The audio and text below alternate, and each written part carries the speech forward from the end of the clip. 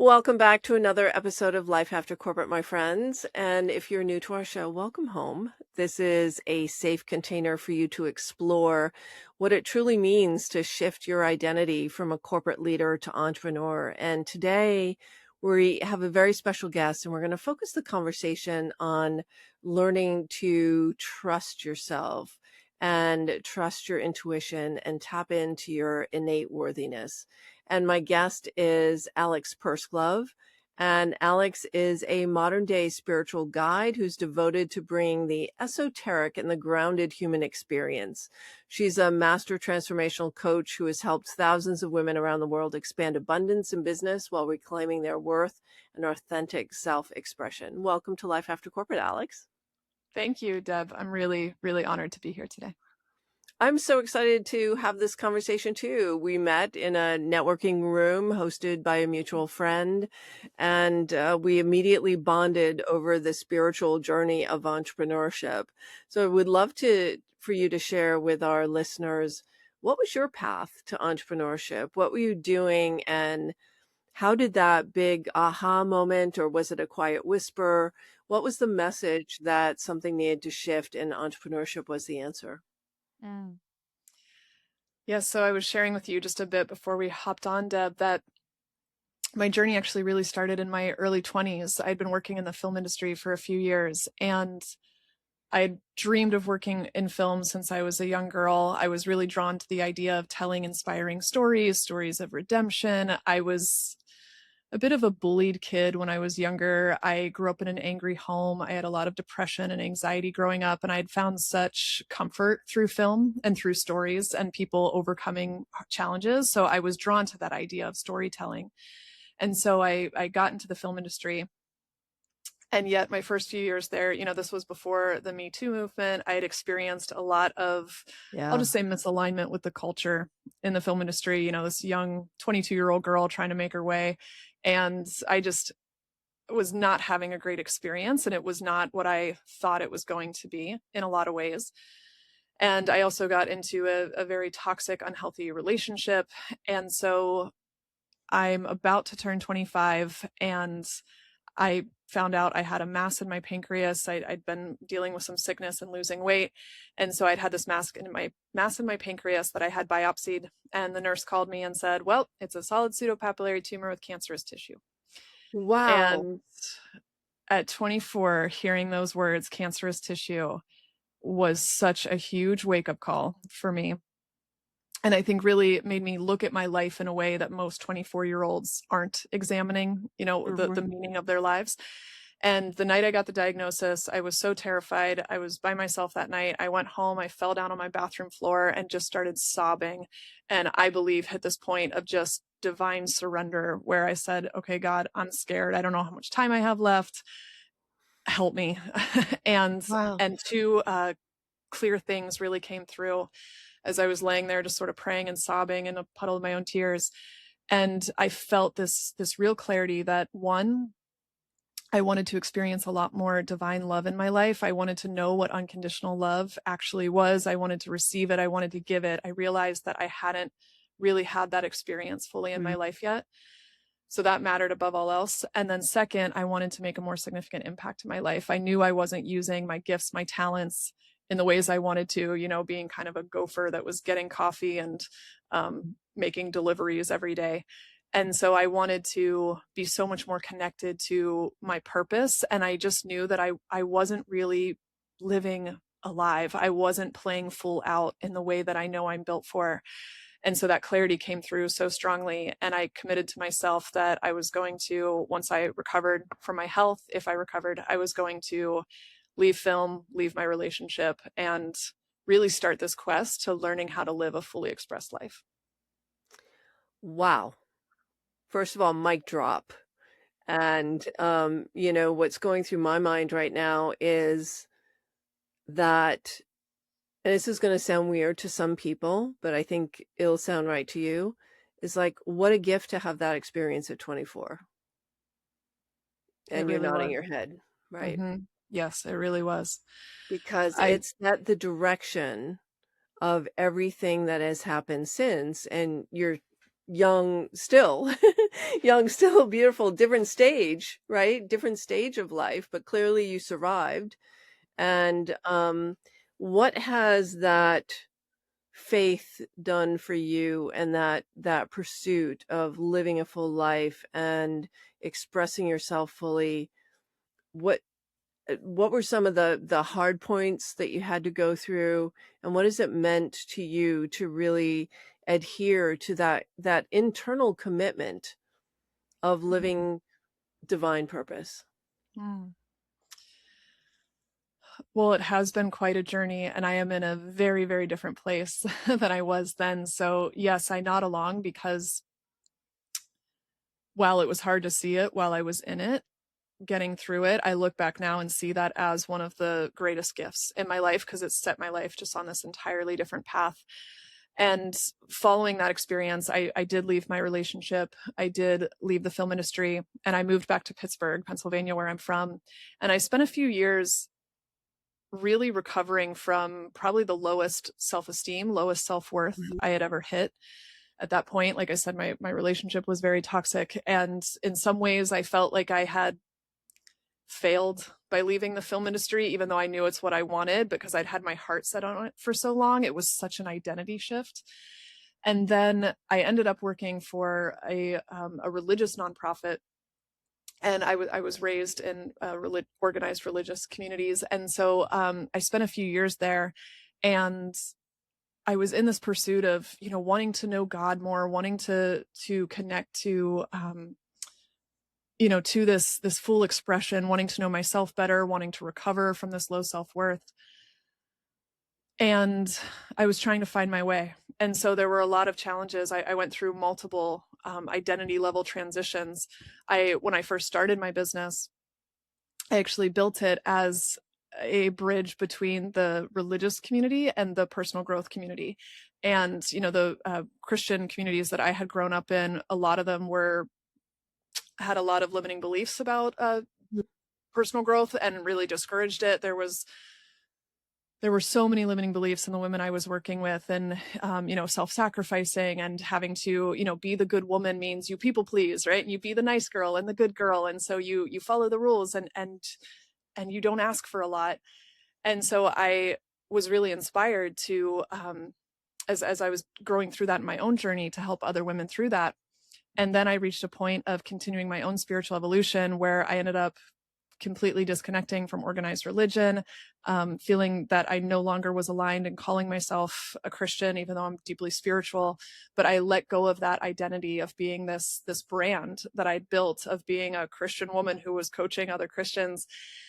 And so I ended up burning up my business, and the business that I'd built that had created a lot of success because I was really committed to continuing to be true to me, to discover who I really am and Mhm. expressing who I really am, and living in my power and playing full out. And that came with really stripping away a lot of these identities that had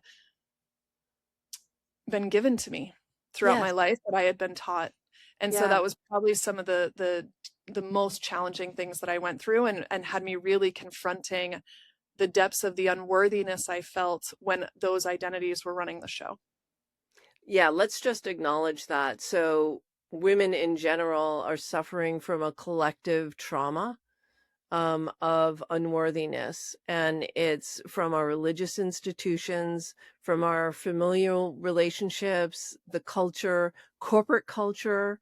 And so we're not even aware because it's just how we've been taught to be through all these different channels. And then one day you find yourself playing out the same toxic relationships in the workplace, you know, Mhm. as you were trying to escape from home, and then you went into the nonprofit world, and it was a different kind of toxic relationship under an umbrella of being spiritual and religious. Mhm. And so this path of what does spirituality and divine purpose truly mean? How has that definition shifted for you over the years, or has it always been a one solid through line? Mm. I think that's a yes and or a both and. it has shifted drastically, and it's also stayed the same. And so the through line for me has, since I was a little girl, there was always a desire and a yearning for me to know God. There was a desire and a yearning to be connected to God, and that when I was connected to God, I felt like I was on the right path, like I was following what was correct for me at the time. And so I've always seen spirituality as being connected to a higher knowing Mhm. and being connected to love. And that was one thing that hadn't resonated with me my entire life in some of the communities that I grew up in, was the idea of judgment, judging other people, or making other people wrong for their choices. Judgment just never agreed with me, because there was always a knowing that spirituality and being connected Yeah. to God or the universe means being connected to unconditional love. And so what's really shifted for me is I grew up learning that the way to connect to God is to learn about God, to read about God, to have other people tell you about God. And I also was taught not to trust my body, not to trust Yeah. myself, not to trust my wicked mind or my wicked body, and to trust in the words of other people and the guidance from other people.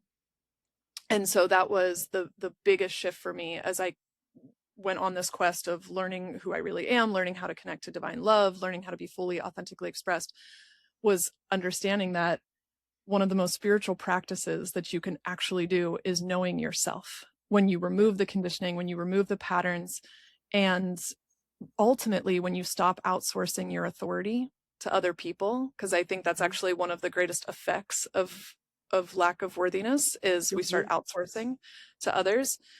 And so when we come inward and learn how to trust ourselves, let me say that actually, when we learn how to know ourselves Mhm. and then trust ourselves, we can operate from our own inner authority, and Yeah. that's what gives us access to divine power, divine intuition, to our creativity. I think this is what automatically drew me to you in that first conversation, because we share this. I've had a very, very spiritual path my entire life. I was a born again Christian when I was 15 years old. Mm. And I think it was just because I didn't have that family support. I mean, I had a good family. It wasn't abusive or anything, but there was no guidance. It was just like, well, what am I supposed to believe in? And we grew up Catholic, and I didn't find it in the Catholic Church. I was always arguing with my catechism teachers, like, show me where that's true. Or, um, but yet it's always been a spiritual journey for me. And, when I was in corporate and realized that I was repeating the same toxic patterns, right? So narcissistic men have been in my life forever. And I was repeating that same pattern. And one day I woke up, I was like, oh my God, my boss is my father. And then I realized my husband is my father. And everything was wow, this has got to stop. I need to find out who I am and why I keep repeating the same pattern in relationship. And then the next stop for me was a Buddhist meditation center and sitting on the cushion. So my belief is God is one source, many channels. So it doesn't matter what channel you're tuning in on, but it's that you're connected to that higher source, that source of guidance and divine intuition, so that you can open up to seeing yourself as you truly are, which is all love. Mhm. And yeah.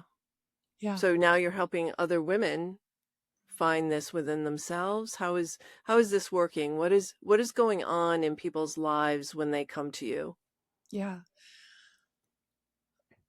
You're going right where my mind was starting to go as well, because I think sometimes too we can see or separate spirituality as this thing over here that we Oh, focus on, or again, for me growing up, it was something on Sundays, and it was something I did at Bible study, but it wasn't integrated into the fabric of everyday being. And so as I've been doing this work with women for years, one of the core things is recognizing that entrepreneurship and business is also one of the most spiritual things you can engage in. I work with people on business as a spiritual practice, because we find that so many of the challenges that actually show up for you in business, and in getting to where you want to be in business, or in feeling as fulfilled as you want to be in business, I'd say about 15% of the time it's a strategy thing. 85% of the time, it's about what's going on within you. It's about who you're Mhm. being over what you're doing. So I find a lot of the women are struggling either with really putting themselves out there, being more visible, more seen, putting themselves out there with sales because there's a fear of rejection. There's, again, Mhm. that need for external validation, external approval. This also seeps into what's going on in relationships at home, because how we do anything is how we do everything. So if we're struggling to be seen publicly, struggling to be seen or fearing rejection in our sales, there's places we're struggling to own our boundaries and our standards at home. If we're feeling overwhelmed in business, if we're feeling like we're caring too much, like we're keeping things from falling apart, that's probably showing up in our parenting as well. So I find there's lack of fulfillment, lack of passion, lack of feeling empowered, lack of feeling really connected to your passion is showing up in a lot of people I connect with. And ultimately, there's two core patterns of approval seeking and self doubt, which ultimately are steeped in unworthiness because we're needing someone else to validate us, or we're Mhm. fearing that we're not worthy of playing full out, we're not worthy of our true desire. Because, I mean, gosh, we look back at it's there's so much individual wounding that can happen within our families or how we were raised, and then there's also collective trauma and wounding Yeah. of women standing up and speaking up for the desires, speaking up for their standards and what they really want, because for so long we were discouraged from doing that. We were discouraged from being able to stand on our own 2 feet because we were property, or we were I mean, we couldn't even get credit cards, right, without a co-signer until what, 30 years ago, 40 years Yeah. ago. And so you just look at the history, especially then you bring religion into it as well, and how women were discouraged from being allowed Mhm. to be leaders, to be able to speak at church. We were treated as second class citizens for so long. There's that ancestral trauma, and epigenetics shows this lives in each of us. And then you add in, how you were raised and how often you were told no over being encouraged to cultivate your imagination, or how often, you were made responsible for your parents' emotions or feelings. All of that contributes to our lack of worthiness and claiming what we really desire and who we really are and our true voice. Yeah. And so then you find yourself people pleasing, over delivering to clients, never feeling like you've done enough, having inappropriate boundaries in client relationships, allowing people to call you, contact you off of hours, and so much, Yeah. being the Sort of like rescuer. rest. Uh-huh. Yeah, being the rescuer in your relationship. So feeling like you're the Mhm. one who always has to absorb the shock or be the peacemaker. All of those are indications. And I so agree with you on every single level. Everything you just said. I mean, I've talked about it. People know on the show about the concentric circles of conditioning from your family of origin to what you learned when you were in school and you got your first job, and then just culture and society in general. I mean, women in the workplace in the 1950s were secretaries, they were administrative assistants, and all of that inappropriate behavior of having women in a male dominated patriarchal organization. And so we're not aware that this affects our pricing. I see it most frequently in pricing. What am I worth? And Mhm. no one's buying your self-worth. So good news, but that's the place where we need to start. So Mhm. what does it take to get over that? What does it take to move through? I don't want to say get over, because it's not like you're taking a pill and you're suddenly over the flu. It's more a matter of being able to read the label from inside the jar, from being able to get that insight, getting that understanding so that you can intuitively lead yourself and trust your own decisions. And that spiritual connection is where all the creativity drops in. Mhm. And Yes. creativity and fear can't live in the same mind at the same time. So you have to lean into love and acceptance and trust in Mhm. order to tune in to that signal. Yes. What I always encourage everyone to go deeper with, because I don't think anyone listening here is a beginner in cultivating self-worth. So what I always invite to go deeper with is cultivating a practice of having your own back no matter what. And that means sometimes this may sound counterintuitive, or I see a lot of people in the spiritual or personal growth spaces skipping this step where we want to go straight from fear to the truth, from fear to love, from fear to the positive, and we miss the step of allowing and giving the space for our inner child or our wounded self, because it's the wounded self that is feeling unworthy, to be fully expressed. So when the negative thought comes up, or when the fear thought comes to the surface, instead of bypassing it, there's taking a moment to say, ooh, Alex, I hear there's a part of you that's feeling really disappointed. There's a part of you that thought you were going to have that sale. There's a part of you that thought, was excited to work with this person, and they're a no, and you're disappointed. Hmm. You are allowed to feel disappointed in my body.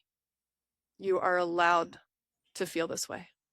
And giving yourself that space to have your own back, to let that part of you be expressed, and to really step into your observer, into your adult self, into your higher self by talking to your inner child. It's an act of reparenting yourself by working with this part, instead of one, taking ownership like it's all of you, but identifying that it's a part of you, and then two, letting it be expressed, heard, and felt, and allowing your emotions without managing them, without fixing them. I think so often we have a negative emotion, and this is very common in high achieving women. It's like we're rewarded for producing, especially in the corporate world.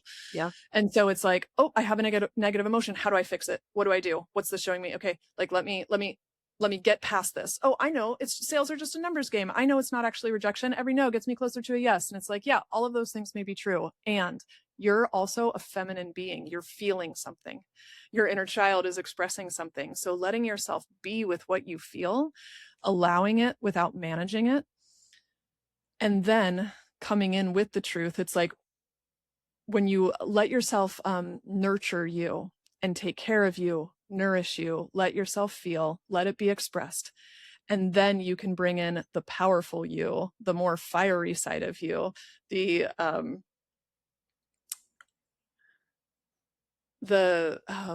it's like there's the motherly nurturing side, and then there's the fiery, I almost see this as like the dragon side of you, the lioness side of you, that's like, and back up from my cub right now, that tells whatever shame is coming up to go away, to back off, and then bring in the truth. Remind yourself how capable you are. So slowing down and creating more space to really connect with you and learn the different parts of you, and learn how to express the different parts of you, and how to be there and nurture you, while also tapping into more of that powerful truth, Yeah. is such a vital practice. It's like an ongoing daily practice for connecting more and more into your divine power. Yeah. And it requires awareness. Right. Mm-hmm. So the first step is tuning into your own signal and understanding when there is a negative thought or a negative emotion or something happening, and noticing the connection between the thought and the emotion. What happens first? It's usually a thought, and sometimes an unconscious thought, that triggers this emotional response. And you can't put an affirmation band-aid on it. Like, it Mm-hmm. doesn't shift, it doesn't go away. And sometimes I think people who are in the spiritual space do people a disservice of, just replace it with a positive thought, because you can't. You have to process the fact that you have a negative thought that triggered a negative emotion. And I've always loved the work of Byron Katie. Are you familiar with Byron Katie? I am, Yeah. yes. I love loving what is. Yeah, so it's the inquiry and really being with it, being with that feeling, being with that thought of, I lost that sale, or I'm not good at sales, or whatever that thought is. And understanding, well, when I give in to that thought or that emotion, is that serving me or is that hurting me? And who am I when I believe that thought? Because a lot of this is also shifting that conditioned belief system that operates on an unconscious level. I'm a huge fan of Dr. Joe Dispenza too, and the brain science behind all of this is that we're operating on 5% of our brain, which is our executive function, the frontal lobe, where 95% of our processing power is unconscious. And Hmm. so the true part of learning to know, love, and trust yourself is making the unconscious conscious so that we can deal with it out here and observe, as you said, be the conscientious, loving observer of it.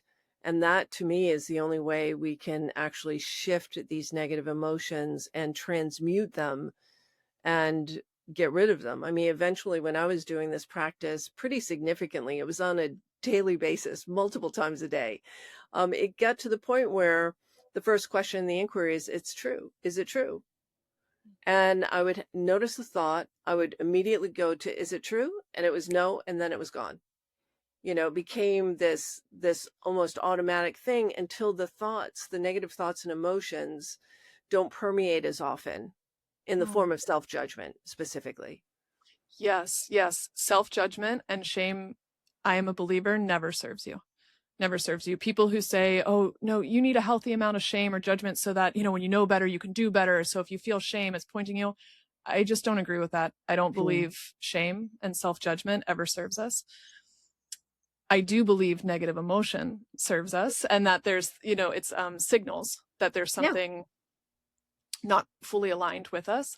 And as you were saying, when we can learn how to be with those emotions, when we can learn how to express them and not go down the drain with them, when we can learn how to alchemize them or transmute them, that's when we can really step into full radical trust. It's like, this is the feminine aspect of trust, is knowing that I can be with whatever I'm feeling, which means I can handle anything that comes my way, which means I can take risks. I can put myself out there.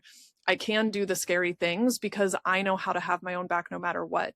So Mm. when we're looking at, I believe, the masculine side of living with trust and trusting yourself is knowing that I do what I say I'm going to do, or believing in your Mhm. capabilities, believing in your talents, knowing that you can take action. But it's out of balance if we don't bring in the feminine aspect, which is knowing I can also handle whatever comes my way. I can transmute whatever negativity or fear arises. So I know how to nurture myself. I know how to have my own back. It's like I've got that mom in my corner within myself that's like always holding me and saying, don't worry, baby. I am here for you. I believe in you. I will not leave you no matter what. We can tap into that side. We know we can take on anything because nothing can actually really hurt us if we know how to be with us. I mean, outside, I'm not talking about physical hurt, but Yeah.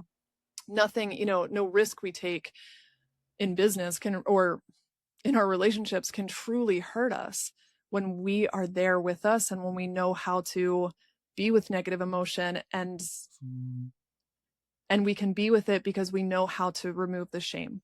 We don't have Yeah. to fear negative emotion when we get the judgment out of it. It's like Yeah. negative emotion is not difficult when there Mm-mm. isn't judgment. Yeah. That's It's the true. judgment and shame that makes it so hard. It's true. And this is key because if you don't do the self work to know, love, and trust yourself, it's very hard for others to know, like, and trust you in the marketplace as you're selling, as you're presenting.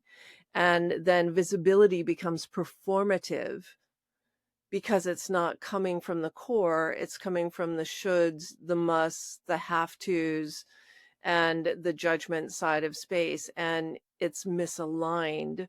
And if you're showing up online and you're misaligned, unconsciously your audience is going to pick up on that dissonance and won't trust you. Yes. Yes. And I think another important thing to add to that as well is that when we trust ourselves, when we trust our true desires, when we trust our boundaries, when we trust our preferences, we raise our standards. Hmm. And so when we raise our standards and are living in our true standards, that's what's bringing us into alignment with the opportunities that are actually correct for us, with the people that are correct for us or aligned with us. And so when we're not trusting ourselves, it's like that's when we're letting ourselves sacrifice those standards. And then that's why we end up undercharging, because we're calling in people that aren't aligned with our standards. We end up overgiving for the same reasons. We end up being in relationships with people who aren't meeting us or matching us. And this was a huge lesson for me when I mentioned going through, a couple of my identity shifts and going through business rebuilds. One of the things that was so transformative for me was when I started investing in myself significantly, investing in working with mentors, investing into my business, with a background in film and nonprofit. the most I'd ever made back then was 40K a year. I was Mhm. definitely living with a much more scarcity mentality. Free is key was one of the sayings at our nonprofit, get everything for free that you can. I did not spend money on myself. I was afraid of spending money. And so when I flipped this script and started raising the standard and owning my business, my mission, my passions, my desires, who I really am, and loving myself and my connection to God, it matters. It is a huge priority. It's actually the biggest priority in my life, is me being fully authentically expressed and loving myself. It's made me such a better mother. It's made me so much more connected to my daughter. It's made me more connected to my husband. I mean, it's impacted every relationship in my life. It's impacted my business. It's changed my world. And so I've set some significant standards in my willingness to invest in me, in my boundaries around my time, my self-worth, all of these things. And so there's the aspect of knowing how to transmute what's going on for you internally and all the self-talk and the shame. And then there's also the actions we're taking outwardly and being willing to, it's almost like it's like chicken or egg. It's like, yes, as we develop more self-worth, we set higher standards. And also as we set higher standards, we develop more self-worth and Yeah, more I trust in love that. ourselves. So being I love willing that. to trust what we actually really desire. Yeah. And there's some casualties along the way, and that's okay. Not everybody who is with us gets to stay with us as we Mm-hmm. go through this journey. Alex, you and I could go on and on, I'm sure, for another hour or more on all the intricacies of this development journey. And I have sincerely enjoyed this conversation and getting to know you at this level. And I'm sure our listeners have too. If they want to follow you, learn more from you, how do they do that? Yeah, I love connecting on Instagram. My handle's at Alex Pursglove. You can always find me at my website, alexpursglove.com, but I love conversation and real human connection. So Instagram's my favorite spot. We're so glad you do. And excited to share this show with our listeners. So look for us on Instagram and LinkedIn. This is Deb Boulanger. This has been Life After Corporate. And learning to know, love, and trust yourself is a deep part of the spiritual journey of entrepreneurship. And if you're not on this path, then you're not doing it right. There's so much more available to you. All right, that's it for now, my friends. We'll see you next week. Thanks, Deb. Thank you, Alex.